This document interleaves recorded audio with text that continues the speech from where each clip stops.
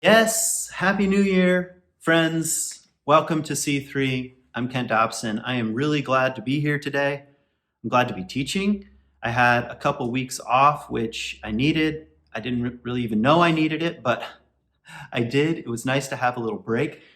If you missed any of our talks, guest musicians or teachers, make sure you check out our Facebook page, go to our website, c3westmichigan.org, sign up for our newsletter.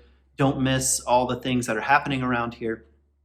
And yeah, very genuine thanks to those of you who have supported C3 this past year. Really, really, really appreciate it. You make this place happen, so I just want to say thank you. And yeah, and so here we are. It's January. If you have been following us for the last couple of months, you know that we're in the middle of a series.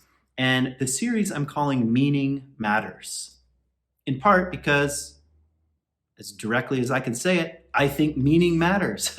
The pursuit of meaning matters. And the unexamined life is not worth living, that sort of thing.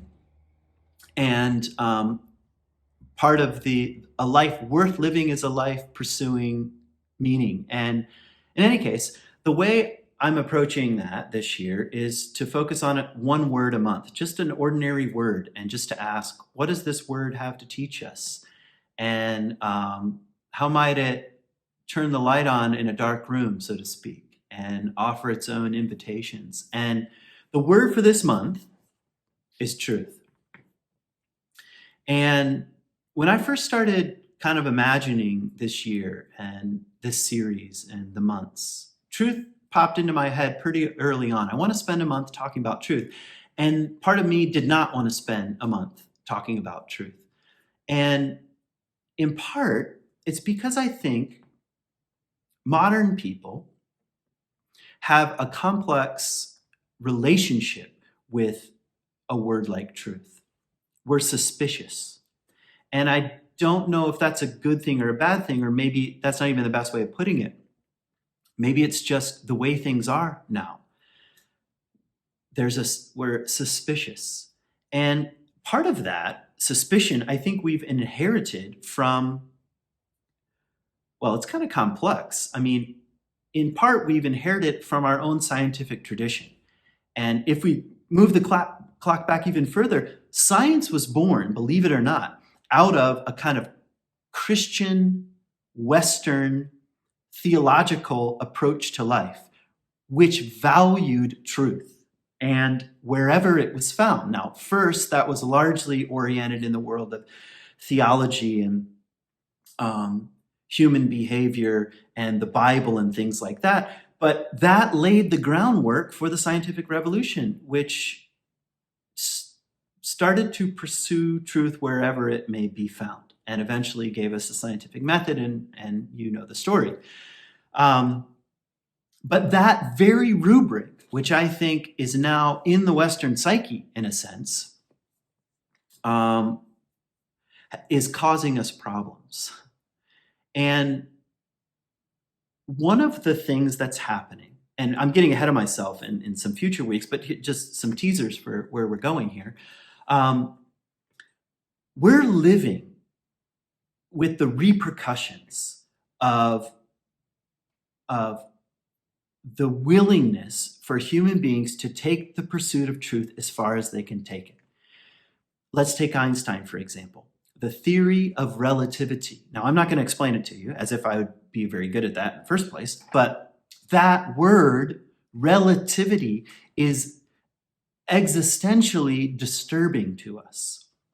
Or let's take light. The fact that when we, as human beings, observers, observe light, the perspective that we bring to the table affects what we actually see and what the object actually is. If we go to view wave as a particle, if we go to view light as a particle, it's a particle. If we go to view light as a wave, it's a wave. Now, this messes with us. And I'm not even getting into quantum mechanics. If you want your mind absolutely blown, just try a single Wikipedia entry on quantum mechanics and you'll be disturbed. because we're starting to realize even the rules that we've called absolute truth about the way nature is, we don't understand very well. So it's disturbing to us. The truth is disturbing to us. It's disturbing when we realize how little we actually grasp. And that's not even to bring in all of the postmodern critique about truth, and truth as being something like a linguistic construct. And postmodernism has blessings and curses. I'll talk about that in future weeks, I think. But to say that truth is a linguistic construct sounds, not that people are going around saying that, but that's often how we approach it with things like, well, whatever's true for you is true for you. What's true for me is true for me. Yeah, that's okay. 2020, up until this point, many of us were comfortable with something like that, except all of a sudden, when someone wasn't telling the truth, we're screaming, raising our hands, saying, this person's not telling the truth. This person is a liar. When 5 minutes ago, we were saying something like, well, it's a linguistic construct and it's relative in nature and it's non-absolute. So which is it? And I'm not here to answer that question. I'm just simply pointing out right now the complex relationship we have, the modern relationship we have with truth. And but here's why I wanted to spend a month on it. And I'll speak personally, and then I'll try to speak more broadly for a second. I want to be the kind of person that pursues the truth. And I want to be the kind of person that's willing to be wrong in the pursuit of what's true. And I'm not saying that I'll be able to grasp it in any absolute sense. I just want to be on that path. And I think that as a value, we ought not to let go of.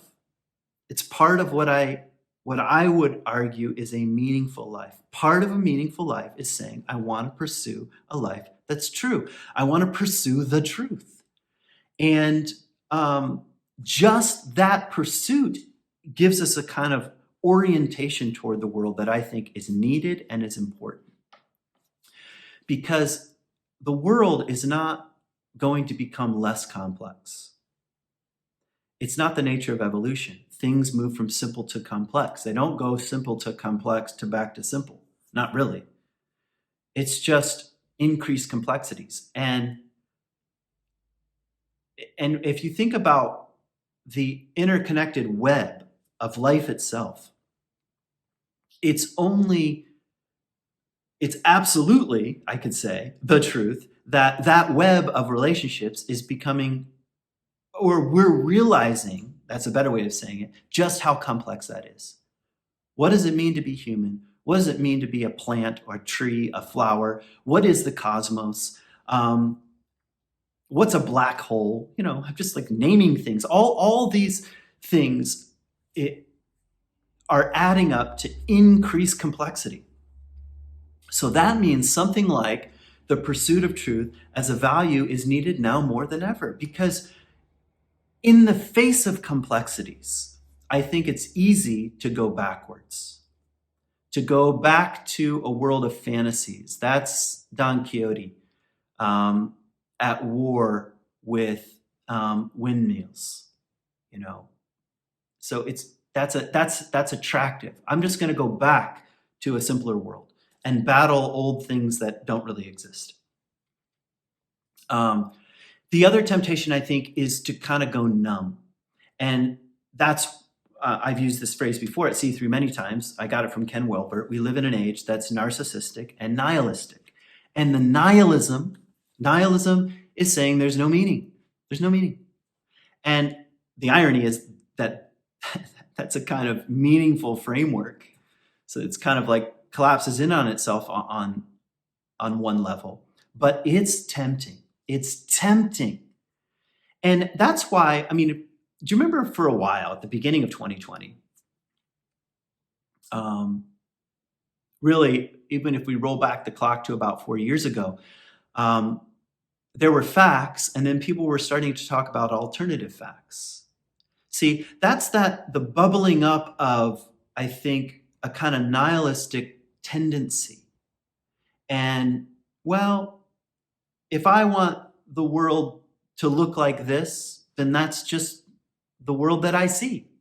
And there's no ultimate meaning anyway. So if I want to construct a world of facts or alternative facts or whatever, that's my prerogative. And I think that's a consequence of the sort of suspicion that I'm describing around truth.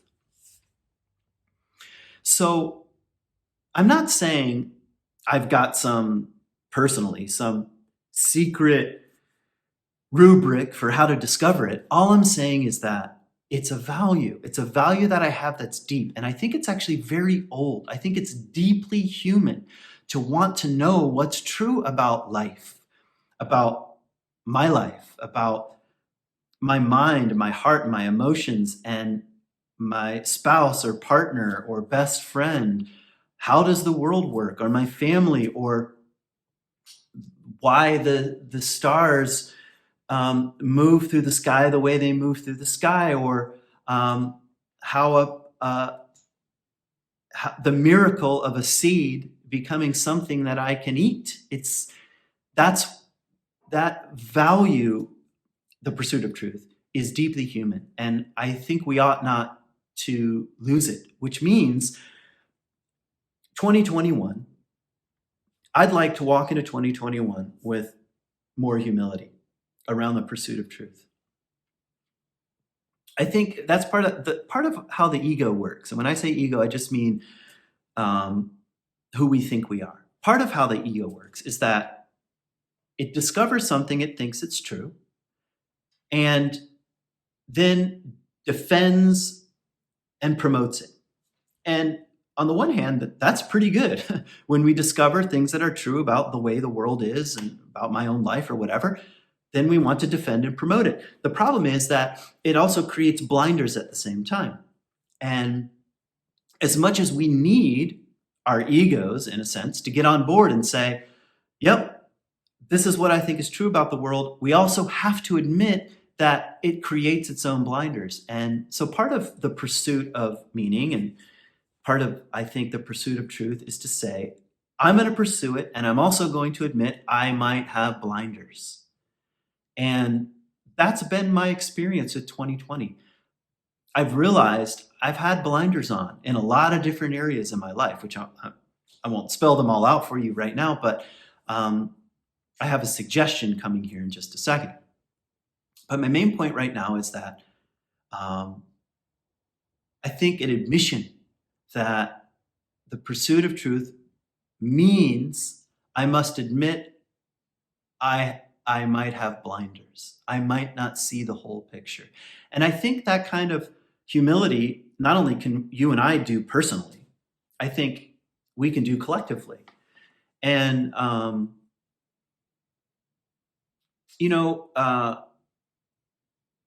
I don't know who was it that said recently, just concerning the political landscape, that we'd like the temperature to lower a bit. It's a metaphor I think that works kind of well.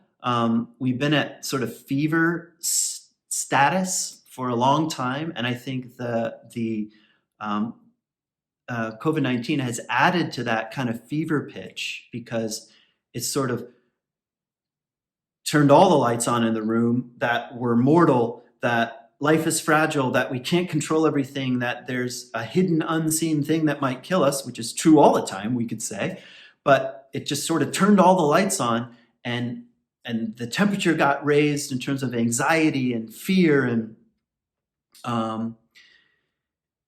and also 2020, the political year that we've had, the economic and political year that we've had, as if you can separate the two anymore. What's my point here? My point is that lowering the temperature, I think, requires tiny acts of humility on our part. And so how might you do that? How might you lower the temperature and say something like, hey, I might be wrong about my perspective and my worldview and my politics, and God, even how well I think I know myself, that kind of thing. And I think humility is contagious in that sense. Probably it's also true that the absence of humility is contagious. So when everybody is ego identified and clinging to I know, I'm right, you're wrong, that can be contagious. I think it's also true that humility can be contagious. As soon as if I'm in an argument with someone and someone says, I think we're on different pages here, but I respect you and I could be wrong about this. Suddenly I find myself saying, oh yeah, me too. I could be, wrong about this. And suddenly there's like a chance to meet. And it's in the meeting of opposites that I think new avenues open up when it comes to the pursuit of truth. So here's I have two challenges today. The first challenge is kind of what I've been saying. What would it look like for 2021 to be a year where you commit to pursuing the truth wherever it leads and to valuing it, and in doing so also doing some self-examination where your own blinders are? What would that look like? And what is that kind of commitment? Forget about going to the gym, although I'm not against going to the gym. Actually, I should say something about New Year's resolutions for a minute. So New Year's gives me kind of a two-sided feeling. Or I experience New Year's in kind of opposite ways.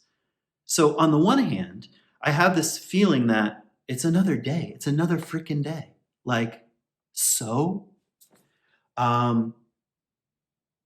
The present moment is just alive with its presentness. It's not counting. 2021 is an artificial construct, you could say. Part of me is saying that. And things like viruses, they're not looking at the clock. They're not like, well, COVID-19 is not like, well, 2020 is when I had a real go, and in 2021, I'm just going to sort of like back off a bit. Enough is enough. And nature doesn't follow our calendars, we could say. So that's one feeling I have about New Year's. The other feeling is that human beings, almost as far back as we can look, have tried to orient their lives around the rhythms of the natural world by some kind of time framework. Seasons, the zodiac, calendars. In fact, one of the oldest calendars ever discovered was in Israel. It's called the Gezer calendar because it was discovered at a city called Gezer. And it's kind of amazing. It's in the Israel Museum. If you ever get a chance to go there, check it out. But it has the 12 months of the year and written out. And it's kind of done in a crude fashion. So the archaeologists have suggested it was kind of a writing exercise more than anything else. In other words, someone was learning to write. But anyway, why would human beings make up calendars like this? In my view, it comes back to the question of a meaningful life. How then do I orient myself to the mysterious unfolding of nature, of reality? Well, I'm going to mark time. I'm going to say this and not this. And when this passes, then this begins. And it's part of the human, it's part of human consciousness, we could say. So I think it's very important to say 2020 is over. It's over. It's done. As we approach the darkest night of the year, something of the closure of 2020 came to an end, and something of the new light, just like the calendar suggests, something of the new light is opening back up again, just like it does every year, we could say. So it's important to say 2020 is over. And 2021 is beginning. And this calls for what? Getting wasted and watching LED lights come down on a building? I guess, but that's kind of silly. I think something else sort of wakes up in us. And it's what I've been calling for a while now, a searching spiritual inventory. And this is my second challenge. So on the one hand, first challenge was, what does it look like to be a person that pursues the truth, wherever it may lead this next year? The second challenge is, before I do so, what about some self-examination? What about a searching spiritual inventory? Which, of course, I stole from the 12-step people, the searching moral inventory, but searching spiritual inventory. I think to be a person that's committed to the truth, to pursuing the truth, and to be open to being wrong, something like a searching spiritual inventory is a non-negotiable. Now, how you do it, I think, doesn't matter all that much. Find a way. What would a searching spiritual inventory look like for you? That's maybe the most simple way of putting it. What if you spent some time, which I was trying to do this past week, taking a look at my life? And I used a very simple rubric. I won't go into huge detail here, but I said, as simply as I can, body, mind, spirit, and soul.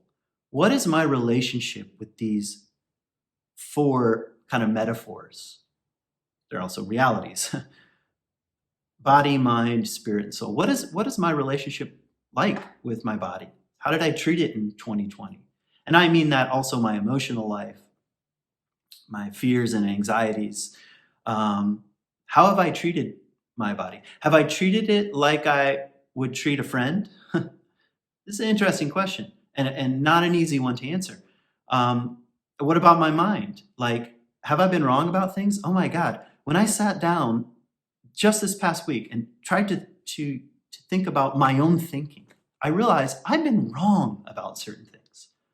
I thought certain things were true, or I said certain things were true, and it turns out they weren't. Now, who wants to look at that? Well, someone who wants to grow, someone who wants to grow up, someone who wants to grow in consciousness, we could say.